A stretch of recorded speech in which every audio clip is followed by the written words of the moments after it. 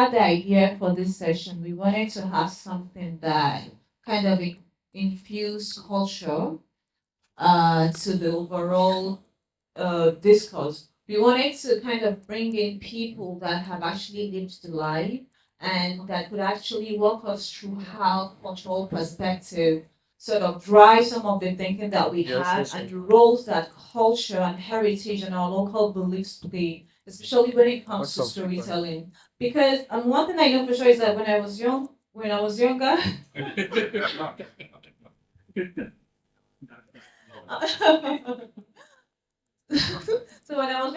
there was this thing in my local language that we call Tasmania, and it's like the folklore stories. And well, some of them were scary, but most of them were historical. And now when I reflect about them, I could tell that it was a way to retain history. These are stories being told about our past, about our histories, about our culture. So, but they were really doing that in essence to kind of retain whatever histories we have verbally, because obviously not everybody was literate then. So we really wanted to kind of infuse that thinking into where does that folklore cultural thinking start? Can we like reintegrate that into current storytelling? And does it have a place? And how do we as storytellers, movement builders, campaigners, and activists view something of the past into the future? And are we even leveraging our strengths when it comes to our cultural diversity? So we really wanted to have this conversation about who we were, where we are now, and what role culture has played in the future and the place it has now in the discourse about or around climate change. So because obviously people has worked extensively, but also really I heard him I heard him speak, and most of the time this kind of touches around the importance of us being extremely indigenous, appreciating ourselves, being ourselves, rooting ourselves in who we are, whether it's in our food culture or it's in our cultural heritage. So we felt like there is no one better than him. And then obviously we have Mr. Mathew. He also dabbled around culture, pop culture, and also how to integrate youth voices into storytelling. So my first question is to Nnimmo. Do we have a mic, please? Yes. So I wanted to ask this, what role do you think cultural influence can play when addressing issues around greenwashing and neocolonialism? And thus going back to the roots, whether it's looking at our historical and cultural experiences, provide answers to the current and future politicizing of real climate action. Because what we're looking at is obviously the corporations have captured the movement at the expense of the suffering of people in the global south and just the majority people. So what role do you think cultural influence can play when addressing greenwashing and neocolonialism? Oh, that's quite a complex question, but that's fine. um, yeah, I think we've addressed this already in the conversation we've had this morning. I want to congratulate you for hosting this very important gathering. Culture is key to not just understanding the changes around us, but to formulating the way forward. The stories that we tell control our imagination. And if you go back to the tales that we've had, and even the new ones being constructed by current writers, the whole aim, as Ken also explained this morning, the objective, the question about art for art's sake is not in our culture. Art was used to check misbehaviors and social deviance. In many communities, if somebody messed up, the young people would just go around singing about that person. And that would both shame the person and force the person to take corrections. And so today we can equally do the same thing, because if somebody takes hold of your story and tells your story on your behalf, it's going to shape your vision of yourself and the vision of your tomorrow. this is the key thing that I believe is so critical, because yesterday I was following a thread of conversation by one of my heroes in the struggle, and she said something that sounded very poetic. He said, "At a time when the planet burns, we have to return to the soil." I mean, that was fantastic. That's Vandana Shiva, one of the biggest thinkers when it comes to ecofeminism and ecological justice campaign in the world. So, in a nutshell, I could talk forever on this topic, but I need to pause. But what I want to say is that the way I see stories in our culture is that they don't only inform you about the roots and the fundamentals of what is going around, they help to shape your imagination, to force you to have a conviction, not just an opinion. A lot of some of the things we see around today, especially what is being forced on us, are just mere opinions. And that's why we have to interrogate every concept by any means possible, in poetry, in drama, in movies, in essays. We need to don't ever accept anything on face value. Because when you are convinced, I think this, for me, this is what has kept me, in case you're going to ask that, what has kept me in the struggle for so long is that I have learned how to be convicted by my convictions and to be biased. If you tell me you're biased, say yes, I'm a very biased man. If I know where I stand, and you're not going to shake me around. And secondly, not just being biased, I can be is something that some critics use against us, especially against Africans. They will tell you are emotional. Bring the facts, give us the graphs, the statistics. Why are you just talking? This emotional. Say, if you're not if you're an African or from the global south, you are not emotional about slavery, about colonialism, about imperialism, about capitalism. You are just nice, politically correct guy. There's something wrong with you. And so you can't put a gun on my head and say I'm not going to be emotional. I have a right to be emotional. Because if I want to weep, I'll weep. I mean, Ambassador Lumumba wept at COP15 in Copenhagen in 2009. That was the lead negotiator for Africa. And that time the negotiation was whether the world would accept. The world was saying we're going to accept. The world refused to accept 1 degree Celsius as the limit temperature above pre-industrial levels. And this guy said, if you accept anything above 1 degree, you are sentencing Africa to death. And he started weeping, crying, tears on his face. Today we are celebrating 1.5 or world below 2 degrees, which is a joke anyway. Well below 2 should be lower than 1.5.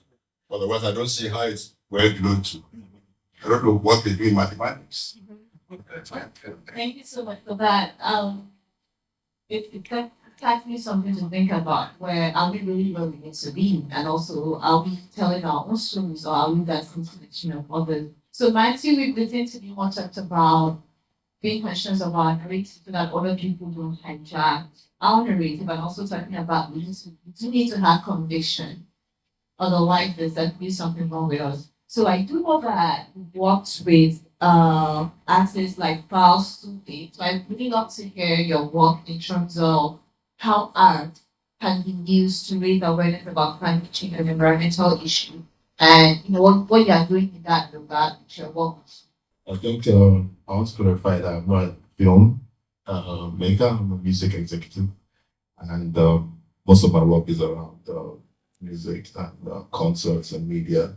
And what we're trying to do is to take advantage of the global rise of Afrobeat and channel it the right way and use it to address society issues that we have.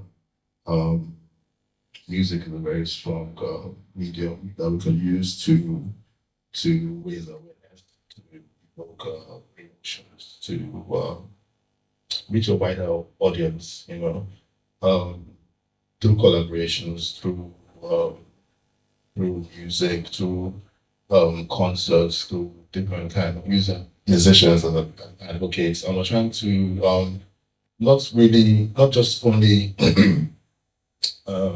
raise awareness to the general public, but raise awareness within the creative space so that people can begin to use this popularity that the music is enjoying for to address our the issues that we have.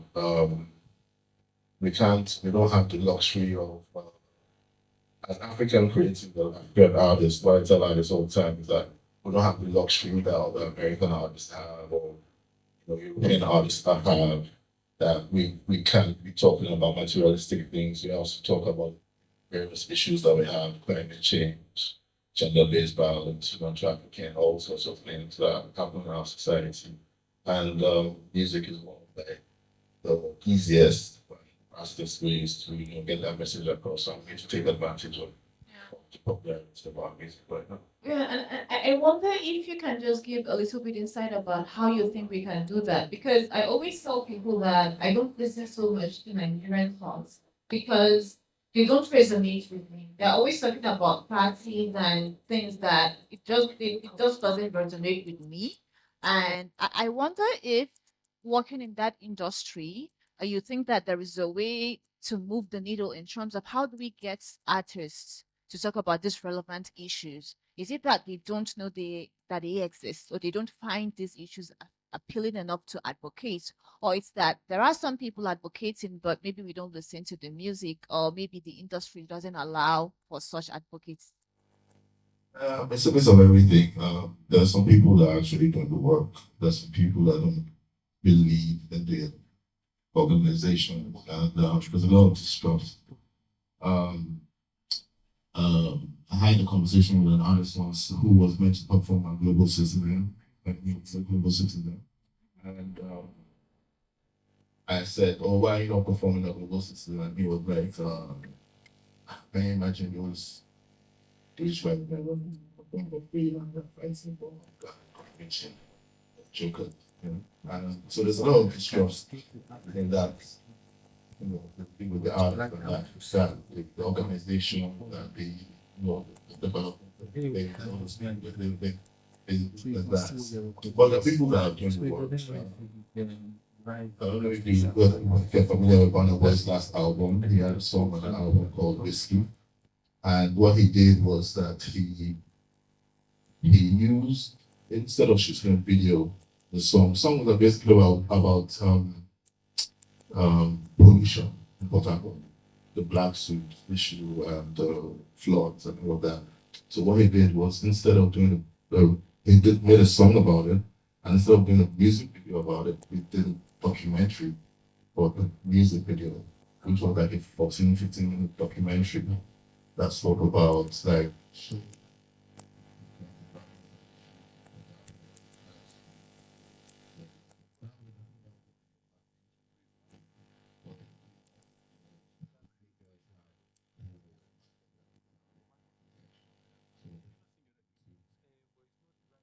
Thank you. So what I'm sensing here is that there is certainly gap in terms of the knowledge about what this person are for, right? To try to implement Yeah, and whether it can show, but to set it to show. most of their work uh is centered around for-profit activity. Makes sense. So Nnimmo, I wonder, based on what he just said, and looking at it from a very cultural perspective in terms of advocacy and creating awareness, do you think that there is something that we need to do as practitioners and campaigners in this space to ensure that people truly value that cultural components of advocacy? Is it integral for us to always try to infuse or incorporate that element of who we are, indigenous knowledge, indigenous campaigning? Because one thing I can say is that I've noticed that, especially for young people, mostly international campaigns appeal to them, and these are international campaigns that has nothing to do with, most of the time, ground or local struggles. So how do you think we can be able to ensure that, or what strategies do you think we can be able to incorporate or increase so that people really kind of center the discussions or arguments around what is needed for our own narratives to be out there, and what sort of cultural dimension can we infuse to that?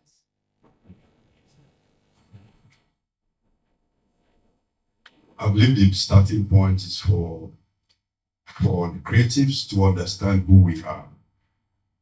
If you understand who you are, where you're going from, and where you want to go, then that would definitely affect the kind of production that you engage in. In Home Health, we just, at the beginning of this year, we created a desk of culture and environment, culture and community, rather. And so we have somebody whose job is to understand communities and understand how to fit what is going on into our campaigns from the cultural perspective.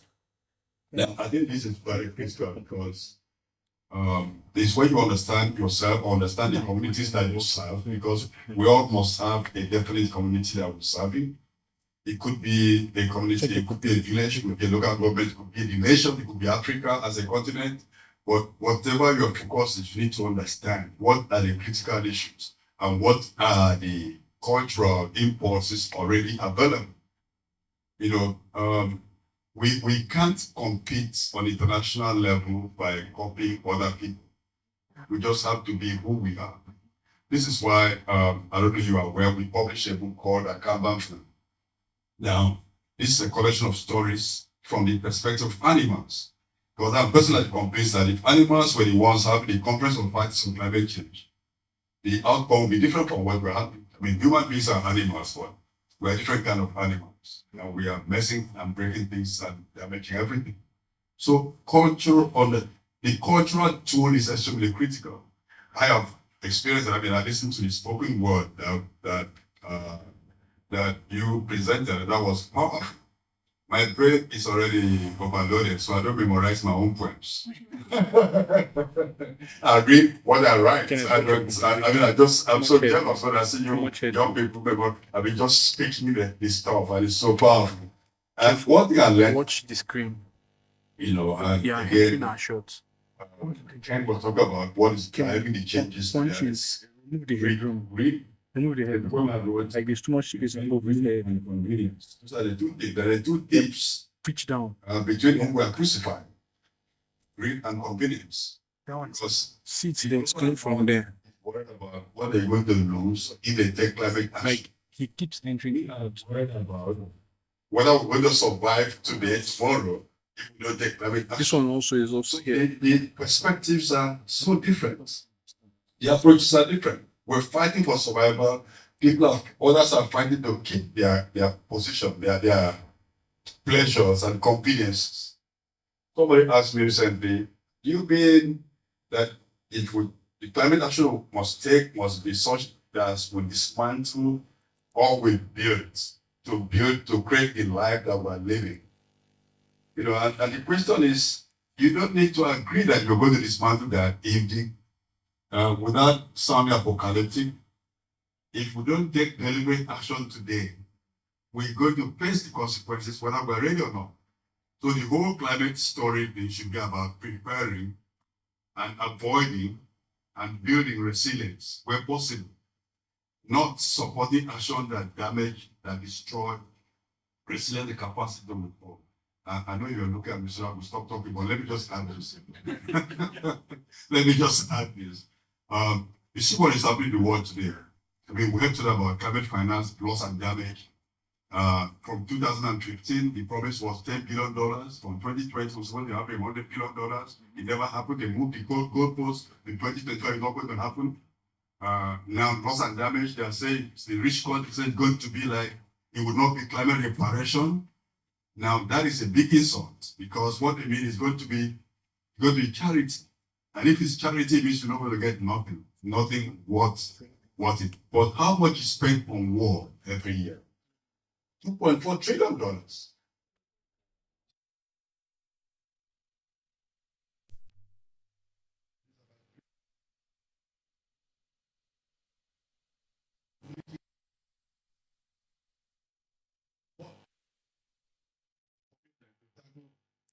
impact. Our creatives, we need to interrogate not just ourselves, but others, and see what they do. Bring it to your poetry, bring it into your fiction, bring it into your fashion, bring it to the drama, to everything, so that we understand the enormity of the challenge that we're facing.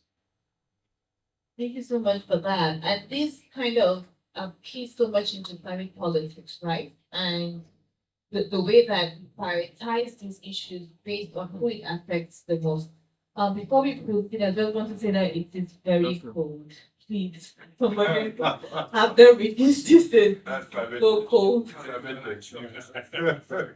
Breathing. So that's quite revealing. And Mathew, I just want to say that I mean, as we've just heard, climate change intersects with so many things, whether it's politics, right, rights of the people, environmental rights, right of nature. I wonder what you think potential collaboration could do in terms of shaping voices of the vulnerable between, let's say, environmental activists or people in the environmental space with artists or people in the entertainment space. Or what impacts do you think such collaboration could bring? And do you think that it's possible? And if it is possible, what are the avenues to explore such collaborations? Yeah, I think it's very possible. And I said it affects everybody. The various ways and various things that we could do. I mean, in terms of fundraising, artists can come together and release songs and organize concerts, and proceeds from these songs and proceeds from these concerts and go to a different organization. Artists would be more than willing to do that. In the visuals, in the lyrics of the songs, the visuals of the music video, everything that they do, also talk about these challenges. I think there's a lot of opportunities to collaborate. I think the major problem is the organization.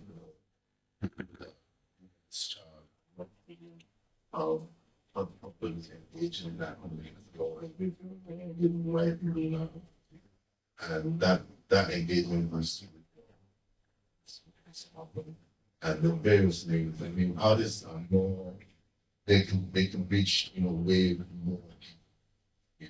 We can take artists from East Africa, West Africa, South Africa. I put them on the track, one track, pretty much covered with the right message, pretty much covered the whole of Africa.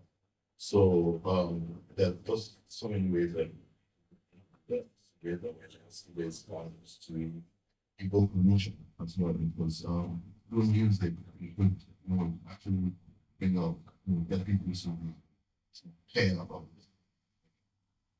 So someone needs to take the first step, and then we can all meet in the middle in terms of what kind of messages need to be put out there and how far reaching that advocacy can reach. So we're going to round up with just one question to Nnimmo, and I know you've talked about the cultural depth that you have at home, and I'm wondering from a very personal perspective, do you have any personal anecdotes in terms of where you saw an example or when you engaged with an element, whether a campaign or you read a book or maybe it's a performance, that even a conversation about how arts and culture kind of just shaped your thinking around an issue and how that was by you. Thank you so much, and thanks for the information you're bringing out about music. And what the government did this year was totally in the arts. That's about climate musicians, about climate change, poets, dancers from communities. There was no lecture given by anybody. Want to try and de-emphasize lectures, except from Ken. Yeah. So personally, I think my imagination has been shaped by, in terms of using culture as a tool, was shaped by Ken. I mean, he was a great writer, he was a playwright, he had a sitcom Bassey and Company on TV. In those days, we didn't have what they call cable TV, or just a few hours. But when it was time for Bassey and Company, everybody had to get more. So to be a millionaire, you have to think like a millionaire. That was the catchphrase in that. It was very funny, but very instructive. It was campaigning about changing social values in our society. And then his poetry. People didn't know him much as I didn't know him much as a poet until after he was executed. Because while in prison, he wrote a lot of poems before he was killed. And he sent them out, and it was recently collected in the volume Silence Will Be Treason. If you can Google for it, you can buy. I think it's a very good book for any artist to buy to read.